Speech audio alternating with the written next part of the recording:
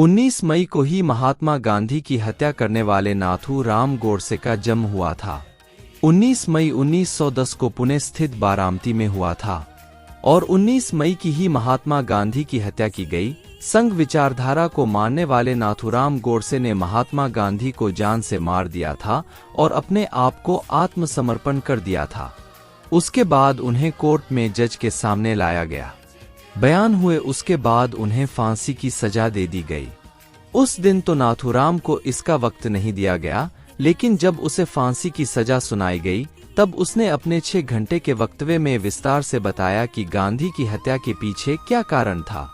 ये एक 93 पेज का बयान था जो 8 नवंबर 1949 के दिन कोर्ट में पढ़ा गया था, जिसे सुनकर कोर्ट में बैठे हर व्यक्ति की आंखें नम हो गई थी।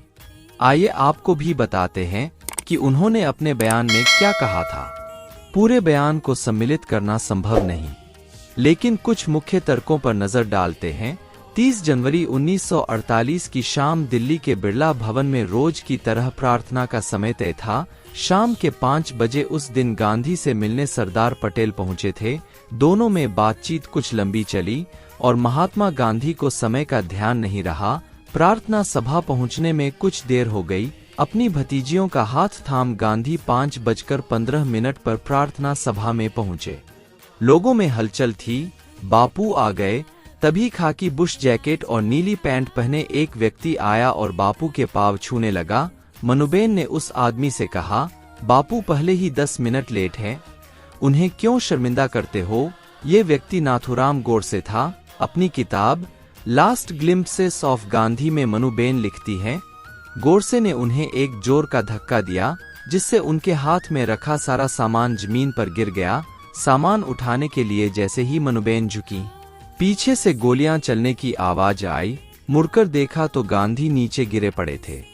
उन्हें अंदर ले जाया गया, लेकिन उस दिन वहां कोई डॉक्टर मौजूद नहीं था। उनका बहुत सा खून बह चुका था और कुछ ही मिनटों में उन्होंने प्राण त्याग दिए। गांधी हत्या का मुकदमा मई 1948 में दिल्ली के ऐतिहासिक लाल किले में शुरू हुआ, जिसमें गोडसे मुख्य प्रतिवादी और उसके सहयोगी नारायण आप्टे और 6 अन्य सह प्रतिवादी माने गए।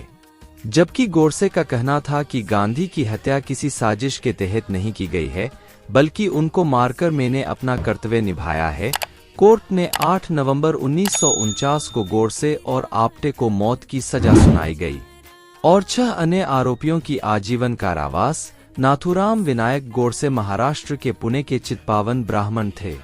उनके पिता विनायक वामनराव गोडसे एक डाक कर्मचारी थे, जबकि उनकी मां लक्ष्मी गोडसे थीं। वह एक हिंदू राष्ट्रवादी थे। गोडसे हिंदू महासभा का सदस्य भी था।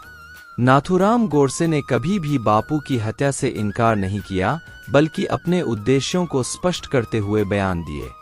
उन्होंने कहा कि वह महात्मा गांधी से नफरत नहीं करते थे, बल्कि उन्हें मारकर अपना नैतिक कर्तव्य निभाया।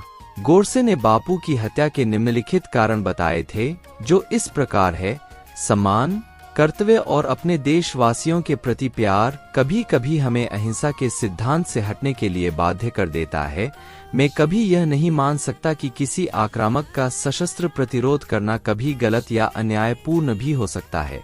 प्रतिरोध करने और यदि संभव हो तो ऐसे शत्रु को बलपूर्वक वश में करने को मैं एक धार्मिक और नैतिक कर्तव्य मानता हूँ। मुसलमान अपनी मनमानी कर रहे थे, या तो कांग्रेस उनकी इच्छा के सामने आत्मसर्पण कर दे रही थी और उनकी सनक, मनमानी और आदिम रवैये के स्वर में स्वर मिलाए, अथवा उनके बिना काम चलाए। वे अकेले ही प्रत्येक वस्तु और व्यक्ति के निर्णायक थे।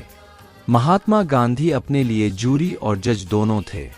गांधी जी ने मुस्लिमों को खुश करने के लिए हिंदी भाषा के सौंदर्य और सुंदरता के साथ बलात्कार किया।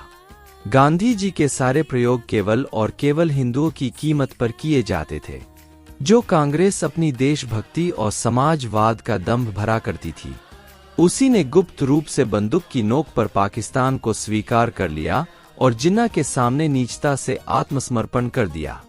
मुस्लिम तुष्टीकरण की नीति के कारण भारत माता के टुकड़े कर दिए गए और 15 अगस्त 1947 के बाद देश का 1/3 भाग हमारे लिए ही विदेशी भूमि बन गई। नेहरू तथा उनकी भीड़ की स्वीकारोक्ति के साथ ही एक धर्म के आधार पर अलग राज्य बना दिया गया। इसी को वे बलिदानों द्वारा जीती गई स्वतंत्रता कहते हैं। और किसका बलिदान? जब कांग्रेस के शीर्ष नेताओं ने गांधी जी के सहमति से इस देश को काट डाला, जिसे हम पूजा की वस्तु मानते हैं, तो मेरा मस्तिष्क भयंकर क्रोध से भर गया। मैं साहसपूर्वक कहता हूं कि गांधी अपने कर्तव्य में असफल हो गए। उन्होंने स्वयं को पाकिस्तान का पिता होना सिद्ध किया। मैं कहता हूं कि मेरी गोलियां एक ऐसे व्यक्ति पर चलाई गई थी जिसकी नीतियों और कार्यों से करोड़ों हिंदुओं को केवल बर्बादी और विनाश ही मिला।